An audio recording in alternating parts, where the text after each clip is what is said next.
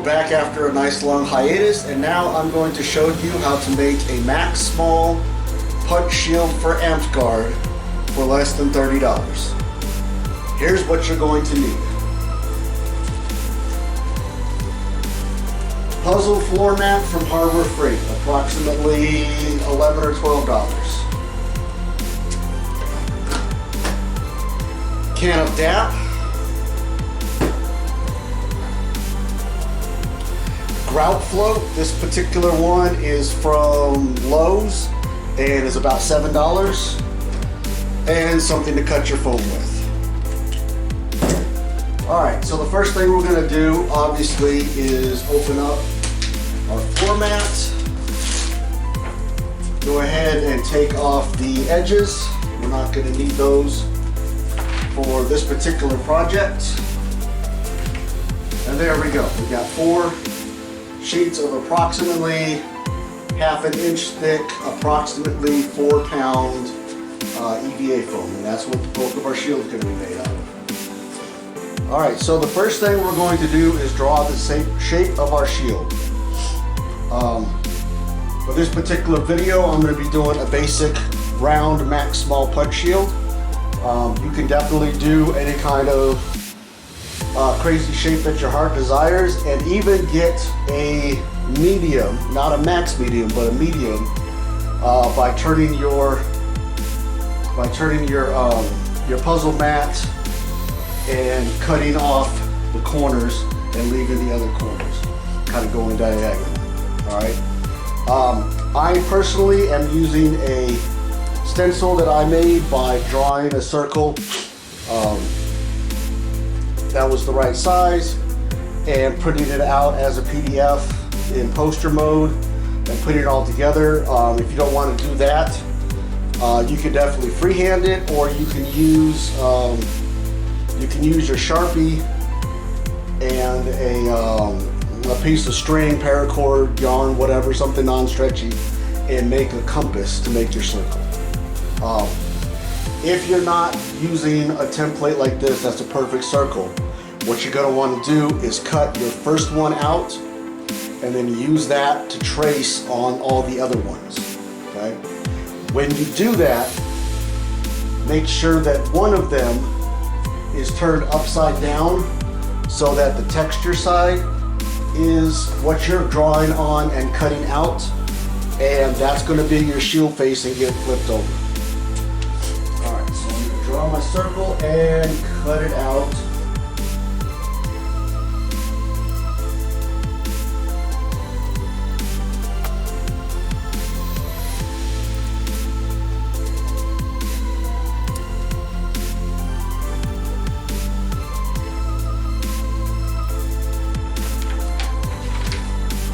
Two things that you want to remember while you're cutting out your shape is to try to keep your blade as close to straight up and down as you can, and you want to go right around the inside of your mark, so that it's exactly the size and shape of your template or the first piece that you cut out. Alright, so I'm going to cut out all 4 of my circles, and I'll be back for the next step. Alright, so I've got my 4 pieces cut. I've got a little piece of newspaper down for the DAP strips.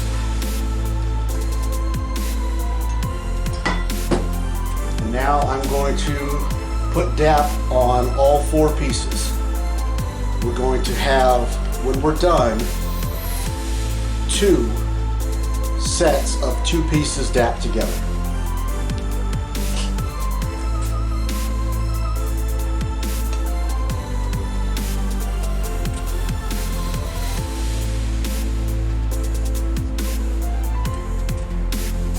So I'm going to cover all 4 pieces, one side of all 4 pieces with DAP and let it dry, and then we will come back and stick them together.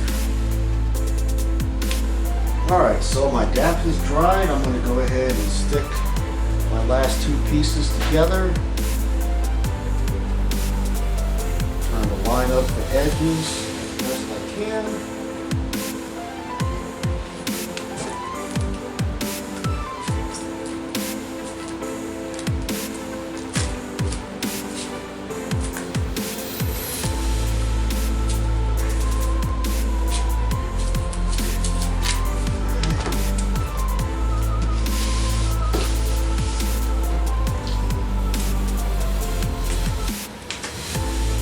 now I've got two sets of two pieces dapped together. Next thing I'm going to do is I'm going to take my grout float and I'm going to go ahead and peel off the foam. If you bought the same one that I did from Lowe's, it should come off nice and easy.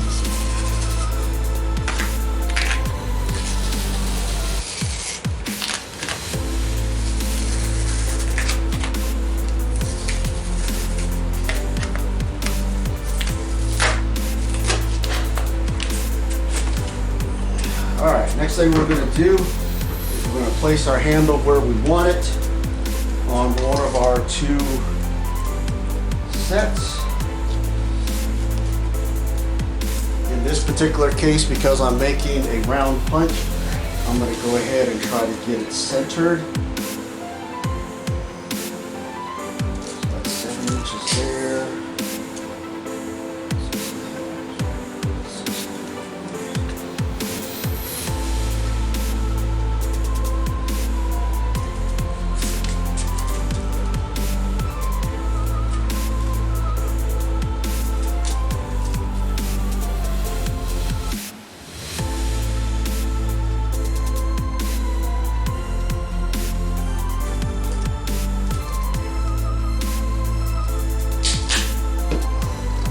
Now I'm going to go ahead and trace around my grout float.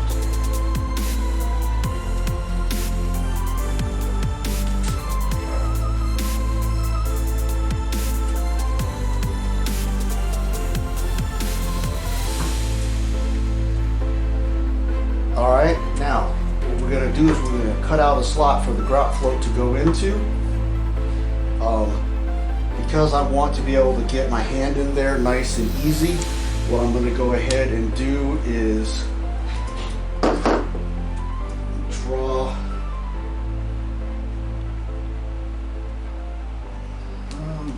a cutout with a, let's use this one.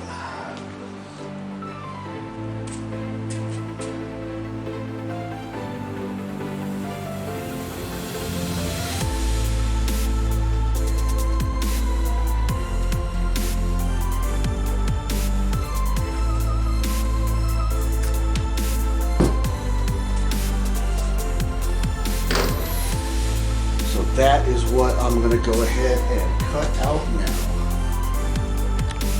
Alright, so now that we've got our hole cut out, I'm going to place my 4 layers together. Put the handle where I want it. Take the top 2 layers off. Now we're going to trace and dap again.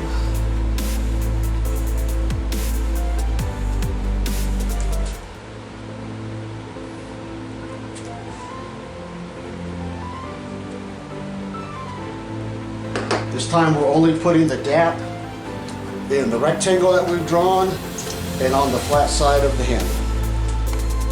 Alright, dap is dried again, so we're going to put the handle in place.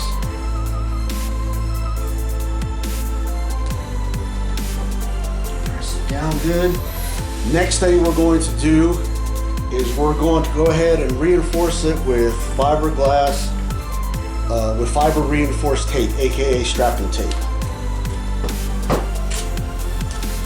What I'm going to do is I'm going to put tape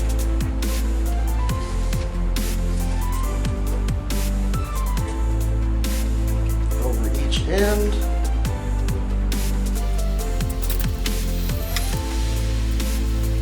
Too much is better than too less in this particular case because most of the tape is going to be covered by the other part of your shield. And we also are going to have a way of making it look pretty. I'm going to put pieces on the inside of the handle.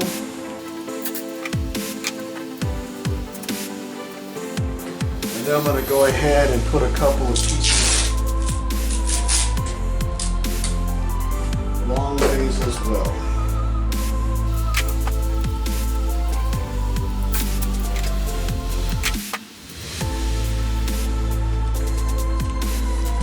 So that's what we got now that we've reinforced it with the strapping tape. Next thing I'm going to do is I'm going to make it look pretty. And I'm going to do this with either duct tape or electrical tape or athletic tape, whatever you want to be showing along here. Since this particular shield is going to look like a red mushroom, I'm going to go ahead and use red duct tape to make my handle look pretty. Not up on the handle, but down here on the base of the handle. So you don't see the strapping tape once we put the shield all the way together.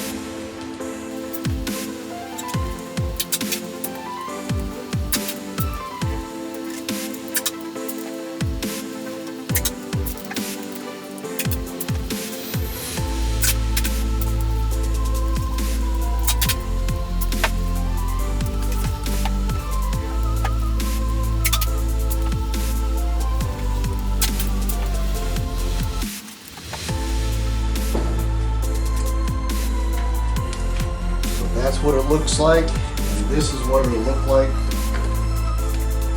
once we've done our final bit of DAP. Alright, so now I'm going to take a pen and I'm going to go ahead and trace around the inside of the handle.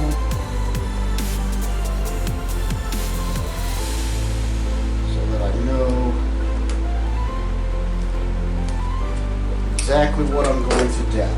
Now I'm going to put dap on the entire underside of this piece and this piece, but not crossing over the line. Alright, my last bit of dap is dry. And I'm just going to place that right over .